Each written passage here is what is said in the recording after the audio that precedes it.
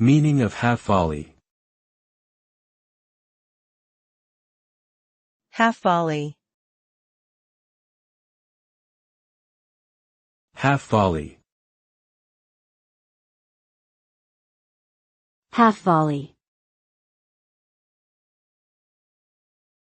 Half-volley. In tennis, a half-volley is a shot where the player hits the ball immediately after it bounces, usually just above the ground.